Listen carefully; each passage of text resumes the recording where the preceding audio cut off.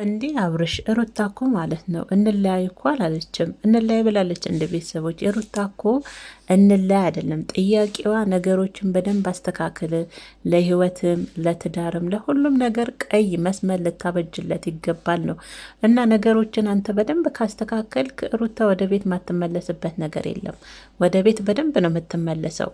ጊዜ ሰጥተህ ለራስን አዳምጠ በደንብ ነገሮችን እንድታስተካከል ነው። ዛሬ ግን አብርሽ ላይ የሚታየው ያው በር ዘግቶ ምግብ አልበላም በማለት ያው አሞኛል በማለት ሐኪም ቤትም ኤፍሬም አልሄድም ብሎ እምቢ እንዳለው ነው የተናገረውና በዚሁም አጋጣሚ ያው አቤል መጥቶ ነበረ።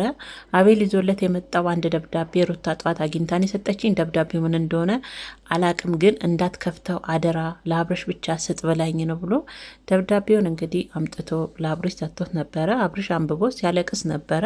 ደብዳቤው በእርግጥ ምን እንደሚል ያው በአፉን የተናገረው መጨረሻ ላይ ደብዳቤው ምንድን ነው የሚለው አብርሽ ሲሉት ያው ልጄን ብቻዬን አሳድጋለሁ፣ ወደ ቤት ከዚህ በኋላ መመለስ አልፈልግም ነው የሚለው ደብዳቤው ነው። እንግዲህ አብርሽና አንተ ከህይወቴ ውጣልኝ፣ አንተ እሷም ከህይወቴ በቃ ውጡልኝ በማለት በመናደድ የፈረደበት አቤል ላይ ነበረ አብርሽ ሲናደድ የነበረውና አቤል እኮ በመሀል ተሰቃየ። ቤተሰቦች የእውነቴን ነው ብላችሁ አቤል በጣም ነው የሚያሳዝነኝ ጌታን።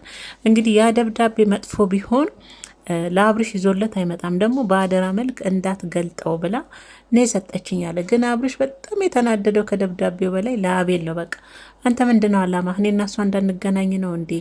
በህይወታችን ውስጥ ለምን ደስ ትላል ምናምን በቃ እያለ አቤል ላይ ነበረ ሲናደድ የነበረውና አብርሽ ሲያለቅስ የነበረው በደብዳቤው ነበርና አብርሽዬ በነገራችን ላይ ለራስ ጊዜ ስጥ፣ ራስን አዳምጥ፣ ነገሮችን አስተካከል እንጂ እኮ ሩታ ሳትፈልግ አንተ ነገሮችን ካስተካከልክ ለህይወት ለትዳር ለሚመጣብህ ነገር ሁሉ ቀይ መስመር አስምረ ከዛ ካሰመርከው ቀይ መስመር ማንም ማለፍ የለበትም ስትል ሁሉ ነገር ሲስተካከል እሷ ወደ ቤቷ ትመለሳለች። እና ዛሬ ላይ በር ዘግቶ አልበላም አልጠጣም ውጭ አልወጣም ማለት መፍትሄ አይሆንም። መፍትሄ ሆና እንደ ቤተሰቦች መፍትሄ አይደለም።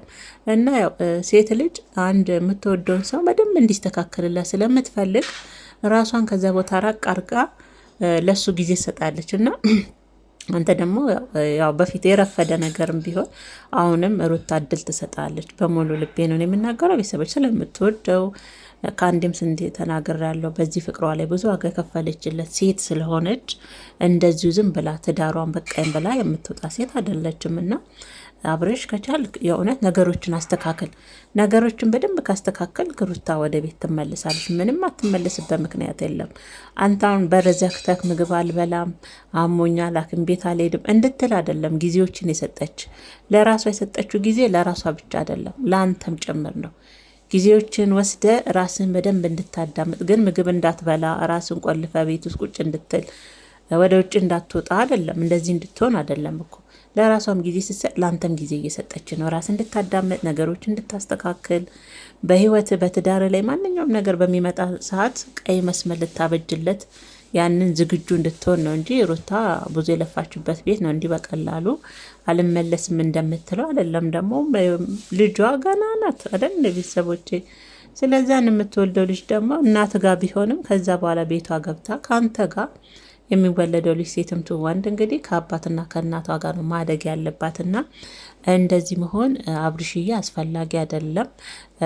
በነገራችን ላይ ሁላችንም ከተቆጣን ጊዜ ጀምሮ ኤፍሬም አሁን ላይ ተስተካክሏል ብዬ ነው ማስበውና አብርሽን ደግሞ አሁን ላይ ሩታ ማግኘት አትፈልግም። ግን አቤል የሚለው ኤፍሬምን ይዤው ልሂድና ቤት ሳይሆን ጠርቻት የሆነ ቦታ ለምን እንደዚህ እንዳረገች ይህን ደብዳቤ ለምን እንደላከች እንጠይቅ ነው።